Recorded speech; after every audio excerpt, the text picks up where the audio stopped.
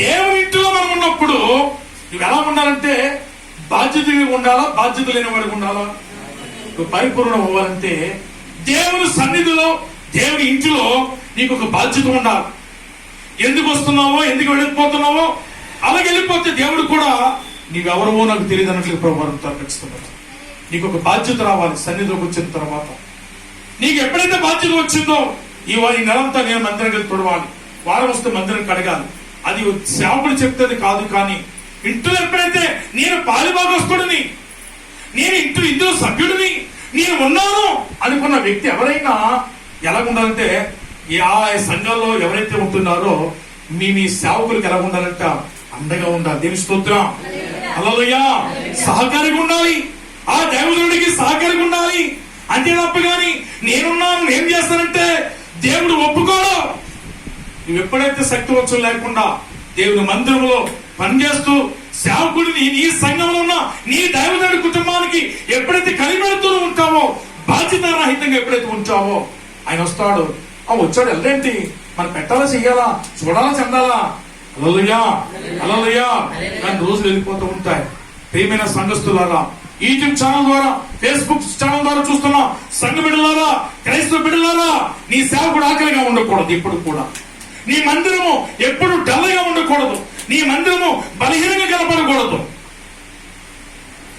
నువ్వు ఆశీర్వించబడాలంటే దేవుని ఇంటిలో పాలిభాగస్తులకు ఉండాలి. అంతే తప్ప కానీ ఏదో బజార్కి వెళ్ళాం, చాలా మంది బజార్లోకి వెళ్తారు, వస్తువులు కూడా వెళ్ళిపోతారు, కానీ అక్కడ శుభ్రత ఎవరు పట్టించుకోరు. వాళ్ళు వెళ్తున్నారు, వస్తున్నారు అంతే. కానీ ఇది ఒక బజార్ లాగా దేవుని మందిరంలో ప్రవర్తించకూడదు. ఈ మందిరం అయిపోయిన తర్వాత ఈ మందిరాన్ని శుభ్రం చేయాలి. అయ్యో నీళ్లు లేవు, నీళ్లు తేవాలి. అయ్యో నేను ఇక్కడ ఈ లైట్ పెడితే బాగుంటుంది, ఇది అక్కడ ఫ్యాన్ వేస్తే బాగుంటుంది, ఈ ఫ్యాన్ అయ్యేది ఎంతైంది, ఓ ఫ్యాన్ అక్కడ పెట్టిస్తాను. బాధ్యత అది. దేవుడు పరిపూర్ణంగా చూస్తున్నాడు ఖచ్చితంగా. దేవుని ఇంట్లో ఉన్న తర్వాత నీ ఇంట్లో నీకు బాధ్యత ఉండాలి. నీ కొడుకుకి ఎంత బాధ్యత ఉంటుంది ఇంట్లో, నీ కుమార్తెకి ఎంత బాధ్యత ఉంటుందో, మీకు ఎంత బాధ్యత ఉంటుందో, పరిపూర్ణుడు దేవుని సన్నిధిలో అవ్వాలంటే బాధ్యత రహితంగా నడుచుకోవాలి. హల్లెలూయా, హల్లెలూయా. నా శక్తి కొద్ది చేసుకెళ్ళిపోతున్నాం, ఎవరిని రూపాయట్లేదు, ఏం చేయాలి. కానీ సేవకుడు చేస్తున్నప్పుడు నా దేవుడు ఒక్కరే బాధపడుతున్నాడయ్యా, ఆ తండ్రికి సేవ చేస్తున్నాడు ఆయన, నేను కూడా తండ్రి పనిలో సహకారంగా ఉండాలనే బాధ్యతగా ఉన్న వాడికే దేవుడు పరిపూర్ణ చేస్తున్నాడు. దేవుని స్తోత్రం, దేవుని స్తోత్రం. ఈ వాక్యం విన్న తర్వాత దేవుని మందిరంలో బాధ్యతగా ఉండాలి. అయ్యగారికి ఇది లేదు, నేను తెస్తాను. అయ్యగారికి ఇది కట్టేస్తాం. అయ్యగారికి 2 కిటికీలు నేనే చేస్తాను, 2 కిటికీలు గాజు మోస్తే మొత్తం అంత దుమ్మంత ఇక్కడ ఉంటుంది, చాలీలు పనిచేయవయ్యి, అవి ఉంటాయి, ఊడిపోతాయి, ఇంత మెటీరియల్ ఉంది, అయ్యగారు నేను కిటికీ చేస్తాను నేను. అలాగా ఉద్యమంగా దేవుని పని చేయడానికి నువ్వు నిజంగా సభ్యురాలైతే దేవుని పనిలో పాలుపగుస్తున్నావు. కారణం ఇందులో ద్రాక్షారసం అయిపోయినప్పుడు మరియమ్మ గారు అన్నారు, అక్కడ ఉన్న శిష్యులతో ఆయన మీతో చెప్పింది చేయడం చెప్పినప్పుడు, అయ్యా మమ్మల్ని ఏం చేయమంటారు, మీరేం చేయవసరం లేదు, కానీ ఈ 6 రాత్రి బాణల నిండా నీళ్లు తెచ్చి పోయిందయ్యా. దేని స్తోత్రం. వాళ్ళు ఏం చేస్తారు, మేము తేమో, మేము చేయమన్నది, కానీ వాళ్ళు యేసుతో ఉన్నారు కనుక వాళ్ళు బాధ్యత వహించారు అక్కడ. మరి నువ్వేవేళ సంఘంలో నువ్వు ఏ బాధ్యత వహిస్తున్నావు? ఈ ఛానల్ ద్వారా ఉన్న క్రైస్తవులందరూ కూడా మీ సంఘాలు ఏ బాధ్యత వహిస్తున్నారు? మీ దైవజనుడికి ఎంత సపోర్ట్గా ఉంటున్నారు? మీ దైవజనుడు సపోర్ట్గా ఉండండి. మీ దేవాలయానికి, మీ మందిరానికి, మీ మందిర విషయంలో శ్రమించండి. నా దేవాలయం బాగుండాలి. అంతే తప్పని మా పాస్టరే ఉంటాడు, మా పాస్టరే చూసుకుంటాడు, ఆయన చేసుకుంటాడు, ఆయన చెప్తాడు, మనకెందుకులే అంటే దేవుడు కూడా ఒక రోజు ఇబ్బందులు కష్టం ఉన్నప్పుడు నాకెందుకులే, నా సేవకుడు చేర్చుకోలేను, అందుకే నా సేవకుడు ఇంటికి వచ్చాడు, గిన్నెలు చన్నీయడం లేదు, ఆయన తూలి వెళ్ళిపోయాడు. నువ్వెవరో నాకు తెలియదమ్మా, సేవకుడు సూర్యుడు పంపించావు. నువ్వు పరిపూర్ణం అవ్వాలంటే, నువ్వు నిజమైన ధర్మవంతురాలు అవ్వాలంటే ఈ భూమి మీద పరిచారకుడిగా ఉండాలండి. అప్పుడే నువ్వు పరిపూర్ణుడు. ఈ భూమి మీద దేవుని విషయంలో ఎంతగా ప్రసవేదపడతావో అప్పుడే నువ్వు పరిపూర్ణ రావు ఖచ్చితంగా. మందిరంలో మరి మీలాంటి వ్యక్తులు మీరు చాలా మంచివారు. నిజంగా చెప్పాలంటే మీ మంచితనాన్ని బట్టి నేను కూడా సేవ చేయగలుగుతాను. ఉన్నతమైన వ్యక్తులు కాదంటం లేదు, కానీ మనం ఎలా ఉండాలంటే దేవుని ఇంటిలో ప్రవేశించిన తర్వాత బాధ్యత రహితంగా ఉండాలి. అంతే, ఖచ్చితంగా అంతే. ఆ బజారం వెళ్ళిపోయి కూడా 500 అంటారు, 200 వెళ్ళిపోతుంది, బాధ్యత కాదు ఎప్పటికీ కూడా. హల్లెలూయా, హల్లెలూయా. రెండో, నీ ధనం ఎక్కడుండునో నీ హృదయం కూడా అక్కడనే ఉండును. నీ ధన విషయంలో, నీ ధనము కంటే వాక్య విషయంలో, వాక్యమైన ధనము నీలో ఉండాలి ఖచ్చితంగా. దేవుడే సాక్షాత్ నీలో ఉంటే దేవునికి ఇవ్వడానికి నీ చేతులు వెనక లాగి పట్టవు కానీ ధారాళంగా కుమరిస్తావు. ప్రియమైన దేవుని బిడ్డలారా చూడండి, పరిశుద్ధ గ్రంథంలో కొలసీలు రాసిన పత్రిక 1వ అధ్యాయం 20వ వచనం. కొలసీలు రాసిన పత్రిక 27వ వచనం మాత్రమే. కొలసీలు 1:27. అన్య జనులలో ఈ మర్మము యొక్క మహిమ ఐశ్వర్యము ఎట్టిదో అది అనగా మీ అందున్న క్రీస్తు మహిమ నిరీక్షణయై ఉన్నాడను సంగతిని దేవుడు తన పరిశుద్ధులకు తెలియపరచగోరినప్పుడు ఆ మర్మమును వారికి బయలుపరిచాడు. చాలా. 1 తిమోతి 6:19. 1 తిమోతి రాసిన పత్రిక 6వ అధ్యాయం 19వ వచనం. 1 తిమోతి 6:19. వాస్తవమైన జీవమును వాస్తవమైనటువంటి జీవం అంట సంపాదించుకుని నిమిత్తము రాబోవు కాలమునకు మంచి పునాది వేసుకొనుచు తమ కొరకు వేసుకొనుచు మేలు చేయవారును సత్క్రియలు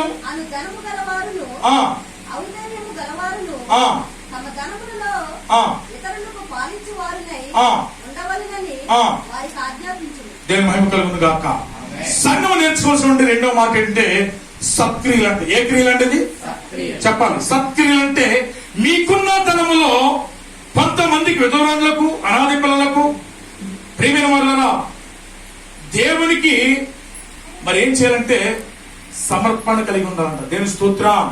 అప్పుడే మీరు పరిపూర్ణ అవుతారు. బాప్తిజం తీసుకున్నాం, గుడికి వెళ్తున్నాం, ఇగో బలాలను తీసుకుంటున్నామంటే వాటితో పాటు నీకేం కావాలంట సత్క్రియలు కూడా అవసరం. ఏ లోపమన్న దేవుని రాజ్యాన్ని ప్రవేశించలేము కనుక నీకున్న దాంట్లోనే నా భర్త జీతం వస్తుందని వెంటనే ఏం చేయాలంటే అయ్యా నా యజమానుడా జీతం ఎంత వచ్చింది అప్పుడు ఆ వ్యక్తులు ప్రార్థన చేసుకుని ఈ వారం ఆయన దేవుని సొమ్మిది దేవునికి ఇచ్చేయాలి ఖచ్చితంగా. ఇది మన వాడకూడదు. మన వాడితే మనకన్నా మన బిడ్డలు కానీ క్షమము కాదని మన భార్య ఏం చేయాలంటే మంచి నిర్ణయం తీసుకోవాలి. హల్లెలూయా, హల్లెలూయా, హల్లెలూయా. అవసరాలు, కష్టాలు, ఇబ్బందులు మనతో ఉంటాయి. నీకున్న దాంట్లోనే నువ్వు కొంచెం నమ్మకంగా ఉంటే దేవుడు ఎలా దీవిస్తాడంట. నువ్వు కొంచెం నమ్మకంగా ఉంటే మరింత ఎక్కువగా దేవుడు దీవిస్తాడంట. హల్లెలూయా, హల్లెలూయా. కొంచెం నమ్మకంగా ఉండి నీకున్న దానిలో ఆయన నమ్మకత్వాన్ని కోరుకుంటున్నాడు. ఈ యొక్క సత్క్రియలను దేవుడు కోరుకుంటున్నాడు. ప్రభునందు ప్రియమైన దేవుని బిడ్డలారా చివరి మాట చదువుకుని ముగించుకుందాం. చూడండి చివరి మాటలు.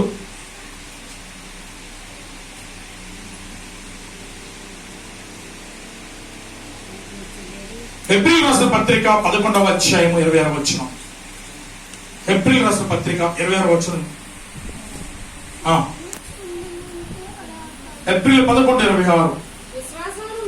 విశ్వాసమును బట్టి ఐగుప్తుల ధనము కంటే క్రీస్తు విషయమైనను క్రీస్తు విషయమై ఎంత భాగ్యమని ఎంచుకుని క్రీస్తు విషయమై నింద ఎంత భాగ్యమని ఎంచుకుని పాపభోగం అనుభవించుట కంటే దేవుని ప్రజలతో హల్లెలూయా, హల్లెలూయా. వాక్యం యొక్క ఉద్దేశం ఏంటంటే పాపభోగాలను అనుభవించుట కంటే దేవుని విషయంలో శ్రమను అనుభవించుట మేలంట. హల్లెలూయా. శ్రమను అనుభవించుట. ఏది శ్రమ? ఇవ్వడమే నీకు శ్రమ. ఏ మనసు ఏం చేస్తుందంటే దేవుని సన్నిధిలో దేవుని దూరంగా చేస్తుంది ఖచ్చితంగా దెయ్యము. దాన్ని జయించడమే శ్రమ. అంతకు మించి నీకు శ్రమ ఏమీ లేదు. మన శ్రమగా ఎంచుకోవడమే ధన్యత. ఆయన విషయంలో నిందవర్తమే ధన్యత అని ఎప్పుడైతే మంచి కమిట్మెంట్ లో ఉంటావో దేవుడు నీ కుటుంబాన్ని దీవిస్తాడు, నీ బిడ్డను దీవిస్తాడు. యాకోబు రాసిన పత్రిక 2వ అధ్యాయం 5వ వచనంలో. యాకోబు రాసిన పత్రిక 2వ అధ్యాయం 5వ వచనం. నా ప్రియ సహోదరులారా ఆలకించుడి. ఈ లోక విషయములో దరిద్రులైన వారిని ఈ లోక విషయంలో దరిద్రులైన వారిని విశ్వాసమందు విశ్వాసమందు భాగ్యవంతులుగాను విశ్వాసమందు భాగ్యవంతులుగాను నన్ను ప్రేమించు వారికి తన వాగ్దానము చేసిన రాజ్యమునకు వారసులుగా ఉండుటకు దేవుడు ఏర్పరచుకోలేదా? అయితే మీరు దరిద్రులను అవమానపరచుదురు, ధనవంతులు మీ మీద కఠినముగా అధికారం చూపుదురు.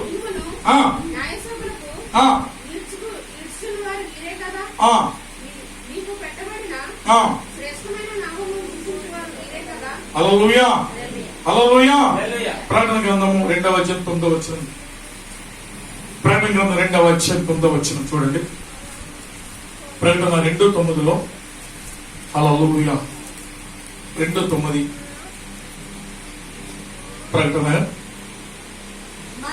మరలా బ్రతికిన వాడు చెప్పు సంగతులు ఏమనగా మీ శ్రమను దరిద్రతను మీ శ్రమను దరిద్రతను నేను ఎరుగుదును. అయినను నీవు ధనవంతుడివే కామా ఏమ్మా తాము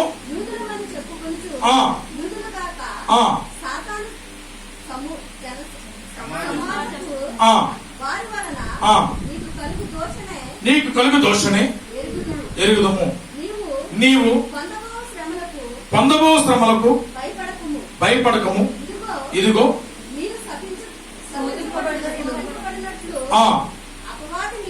అపవాది మీలో కొందరిని హల్లెలూయా, హల్లెలూయా. ప్రభువునందు ప్రియులారా, మనము ఎలా ఉండాలంటే మొదటిగా భూమి మీద ధనాన్ని లక్ష్య పెట్టకుండా వాక్యం సంపాదించుకోవాలి. రెండవది పాయింట్, మనం ఎలా ఉండాలంటే దేవుని సన్నిధిలో ఎలా ఉండాలంటే మనము మరణం వరకు నమ్మకంగా ఉండాలి. కానీ ఇందాక కొన్ని పాయింట్లు నేర్చుకున్న పరిపూర్ణం అవ్వాలంటే నీకు ఏదైతే ఆటంకంగా ఉందో ఆ ఆటంకాన్ని నువ్వు జయించాలి, ధనాన్ని జయించాలి. పరిపూర్ణం అవ్వాలంటే ఇవ్వడంలో జయించాలి. ఇంటిలో నువ్వు భాగస్వామ్యం అయితే బాధ్యతగా ఉండాలి. 3 పాయింట్లు. మొదటిది నీ ధనాన్ని జయించాలి.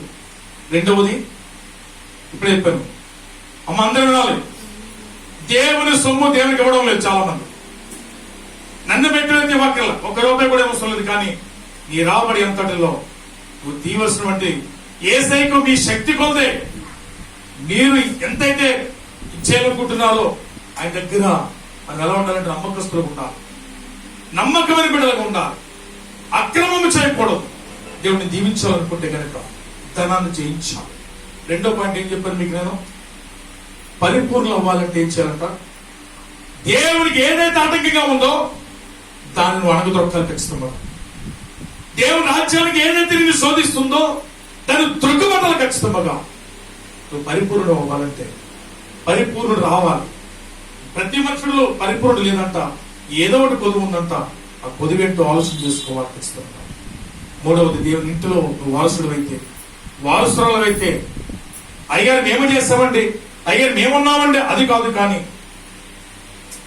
నేను ఎంతవరకు బాధ్యత వహిస్తున్నాను దేవుని మందిరంలో, దేవుని యాజకుడికి ఎంతవరకు నేను ఈ ఛానల్స్ ద్వారా విన్నా సోదరులందరూ కూడా, యూట్యూబ్ ఫేస్బుక్ ఛానల్ ద్వారా వింటున్నా బిడ్డలందరూ కూడా, నా అక్క చెల్లెని అన్నదమ్ములని చెప్తున్నాను. మీ సేవకులకు మీరు ఎంత సహకారంగా ఉంటున్నారో ఈ వర్తమానం విన్నవారు ప్రశ్నించుకోవాలి. దేవుని సంఘంలో దేవుని ఇంటిలో ప్రవేశించిన తర్వాత నా బాధ్యత ఏంటి? నేను ఇంట్లో వాడినా బయట వాడినా, ఇంట్లో వాడిన అయితే దేవుని సన్నిధిలో ఎంతవరకు నేను బాధ్యత వహిస్తున్నావు ప్రశ్నించుకోవాలి. నువ్వు ఇంట్లోకి వచ్చిన తర్వాత బయట వాళ్ళకి ఇంటి వాళ్ళకి తేడా ఉన్నట్లుగా ఉంటుంది కనుక దేవుని కుమారుడు కనుక దేవుని కుమార్తె కనుక నువ్వేం చేయాలో ఆ బాధ్యత వహిస్తేనే దేవుడి నిత్యత్వం నిత్యరాజ్యానికి హల్లెలూయా చేర్చుకోబోతున్నాడు. అంతేదా పండించడానికి అలాగా వస్తూ ఉంటారు వెళుతూ ఉంటారు. ఏం చేస్తారంటే వెళ్తా ఉంటారు వస్తా ఉంటారు, అది లెక్క పక్కన లేదు కాదు. కానీ అది అన్ని గుళ్ళు ఇచ్చారు. కానీ మన యేసయ్య గుడిలో మాత్రం వచ్చే ప్రతి వ్యక్తి, చిన్నలేమి వృద్ధులేమి పెద్దలేమి ఎవరైనా, నేను ఎంతవరకు నా బాధ్యత పక్కవాడిని ఇప్పుడు పోల్చుకోకూడదు. ఆంతోని ఏం చేస్తారని నేను చెప్పాలనకూడదు. ఎలీషా వాళ్ళు ఏం చేశారంటే పాల్పొంగి అనుకోవడం ఖచ్చితంగా. ఎవరి స్థాయిలో వాళ్ళు ఏం చేయాలంటే నా మందిరం నేను మహిమ కలుగును గాక. హల్లెలూయా, హల్లెలూయా, హల్లెలూయా, హల్లెలూయా. కొన్ని సంఘాలు ఏం చేస్తారంటే పట్టుగా అవుతాం. వాళ్ళు 10,000 ఇచ్చారా మనకు ఒక 2,000 ఎక్స్ట్రా ఇస్తాం, వాళ్ళు 20,000 ఇచ్చారా మనకు 10,000 ఇస్తాం. అందుకనే లూథరన్ సంఘాల్లో ఆత్మీయత వాక్యం ఒక్కదో నాకు తెలవదుగా, నాకు కలదు. కానీ ఇవ్వడంలో మాత్రం లూథరన్ సంఘాలు ఎక్కడైనా టాపే. హల్లెలూయా. అన్ని సంఘాల కంటే లూథరన్లు అందరూ కూడా ధనికులుగా ఉంటారు అందరూ. కారణం ఏంటంటే దైవజనుడు తేడు. కానీ అక్కడ సంఘంలో వచ్చే ఏం చేస్తారంటే ధన్యతిని సమకూరుస్తారు. ఎప్పుడైనా మనం ప్రశ్నించుకున్నామా? దైవజనుడికి ఎప్పుడైనా మనం సపోర్ట్ కొంటున్నామా? దైవజనుడికి ఎంతవరకు మనం సహకరిస్తున్నాం? మన సంఘం అందరూ కలిసి ఎలా ఉంటున్నాం, ఆయన ఎలా సేవ చేస్తున్నాడు, ఎలా వెళ్తున్నాడని ఎప్పుడైనా ఈ సంఘంలో ప్రశ్నించుకున్నావా? చెల్లి, తమ్ముడు, అన్న, ఈ ఛానల్ ద్వారా ఉంటున్నా తమ్ముళ్ళారా, అన్నలారా, అక్క చెల్లారా, మీతో మాట్లాడుతున్నాం. మీ దైవజనుడు మీ కొరకు అనేక దినాలు ఉపవాసం ప్రార్థన చేస్తూ ఉంటారు. ఈ దైవజనుడు ఎప్పుడైనా పట్టించుకున్నావా? నీ దేవుని పట్టించుకుంటే కనుక నీ దైవజనుడు పట్టించుకుంటావు. నీ దేవుని నువ్వు ప్రేమిస్తే నీ దైవజనుడు చేర్చుకుంటావు. యేసును చేర్చుకోలేకపోతే నీ దైవజనుడు నువ్వు చేర్చుకునే మనస్తత్వము మీరు రాలేదని వాక్యం ఇవాళ మీతో మాట్లాడుతుంది. కానీ ఈ 3 నెలల ముచ్చట కోసం ఈ మురిపించి నవ్వించి కవించినటువంటి ఈ దినాలు మనకి దేవుని రాజ్యం తీసుకువెళ్ళం. కానీ ఈ 3 నెలల ముచ్చట్లోనే మనం సిద్ధపడదామంటారా? దీపముండగానే ఇల్లు చక్కదిద్దుకో, సమయముండగానే నీ మనసు మార్చుకో. దీపముండగానే ఇల్లు చక్కదిద్దుకో, సమయముండగానే నీ మనసు మార్చుకో. రేపో మా పని వాయిదా వేయుకునేస్తమా, తీర్పు దినము మందు నీవు చేస్తే లాభమా. రేపో మా పని వాయిదా వేయుకునేస్తమా, తీర్పు దినము మందు నీవు చేస్తే లాభమా. రాజాది రాజు దేవాది దేవుడు, రాజాది రాజు దేవాది దేవుడు పదమ శివముగా వచ్చును, కఠినమైన తీర్పు తీర్చును. ఓ కనికరమే లేకపోవును, కఠినమైన తీర్పు తీర్చును. ఓ కనికరమే లేకపోవును. ప్రభునందు ప్రియులరా, దీపం ఉండగల్లి చెప్పు పెట్టుకుందాం. దేవుని సన్నిధిలో మొరు పెడదాం. పాపిని ఒప్పుకుందాం. ఈ లోక ధనాన్ని విడిచిపెడదాం. పరలోక ధనమైన వాక్యాన్ని సంపాదించుకుందాం. దేవుడి జీవము గల మాటలను అని వినికుడు దేవుడు దీవించునుగాక. ఆమేన్. ప్రార్థన చేస్తున్నాను. మీరు తల్ల వంచండి. మమ్మల్ని వ్యక్తులుగా ప్రేమించిన మా ప్రియ పరలోక తండ్రి, ఈ పరలోక ధనం నాయన నాయకులను కాపాడలేకపోతుంది, గాయకులను కూడా కాపాడలేకపోయింది. ప్రభువా, ఐశ్వర్యవంతులు కూడా కాపాడలేకపోతుంది, ప్రాణాలను కూడా కాపాడలేకపోతుంది. ఈ భూలోకమైన ధనమునైనా మాకొద్దు, కానీ పరలోకమైన ధనం ప్రభుని ఇప్పుడు దైత్యం ప్రార్థిస్తున్నాను. ప్రభువా, ఆ పరలోక ధనం మీరే. తండ్రిని కలిగి ఉంటే సమస్తం మేము కలిగి ఉంటున్నాము. తండ్రిని పొందుకుంటే అన్ని మాకు ధారాళంగా ఉంచున్నాయని ఒక నమ్మకం ఇప్పుడు దైత్యం ప్రార్థిస్తున్నాం. నీ గిన్నె నుండి పొర్లుచున్నదని వాగ్దానం ఎవరైతే యేసు కలిగి ఉంటారో, ఎవరైతే పరిశుద్ధాత్మ కలిగి ఉంటారో వారి గిన్నె నుండి పొర్లపోబోతుంది అని మీరు సెలవిస్తున్నది పొందిన ప్రభా, నీ బిడ్డలను ప్రభు దీవించండి, ఆశీర్వదించండి. ప్రభా, ఈ లోకము ధనము, ఈ ధనం ఎక్కడ, నీ హృదయం ఎక్కడ. నిజంగా మా ధనమును బట్టే మిమ్మల్ని ప్రేమించలేకపోతున్నాం. మా ధనాన్ని బట్టే అయ్యానైనా పదవంతు మేము చెల్లించలేకపోతున్నాం. అయ్యా, మా ధనాన్ని బట్టే మేము లక్ష్య పెట్టకుండా మేము తిరుగుతున్నాం. మా ధనాన్ని బట్టే అమ్మ ఎవరో, నాన్నెవరో, చెల్లి ఎవరో, అక్క ఎవరో, అన్న ఎవరో, తమ్ముడెవరో ఎలాగో మాట్లాడుతున్నాం. కానీ ధనము సమస్త పీడులకు మూలమైంది కనుక పరిశుద్ధాత్మడ ఈ ధనాన్ని ప్రభు, పరలోక సంబంధించిన ధనం కావాలి. ప్రతి ఒక్కరి వాక్యము సమృద్ధిగా ఇచ్చాడు. ప్రభు, నీ బిడ్డలు నాయన 3 విషయాలు మాట్లాడారు. ధనం లక్ష్య పెట్టొద్దు, పరలోక సంబంధించిన ధనం సంపాదించండి. ఆ ధనము పరలోకంలో ఎవరు దొంగలు కన్నం వేయరు, చిమ్ముటైన తుప్పైన పట్టదు, అది క్షేమము అని మాట్లాడుతున్నారు. ఈ భూలోక సంబంధించిన ధనము చిమ్ముటైన తుప్పైన కొట్టివేస్తాది, అవసరంతో దొంగోడు వచ్చి దొంగిస్తాడు, ఇది నీకు స్టాండర్డ్ కాదని మాట్లాడారు. రెండవది నాయన, దేవుని ఇంటిలో ఎవరైతే నివాసం చేయాలనుకుంటున్నారో, దేవుని ఇంటిలో ప్రతి ఒక్క బిడ్డ అయ్యానైనా పాలిభాగస్తులైన వారు దేవుని ఇంటిలో నమ్మకమైన బలదాసులు పనిచేయడానికి, ఆయా బాధ్యతగా వాళ్ళ వ్యక్తుల ప్రభావ ఆయా ఉండడానికి ఆ బాధ్యతని బిడ్డలు నేర్పించమని ప్రార్థిస్తున్నాను.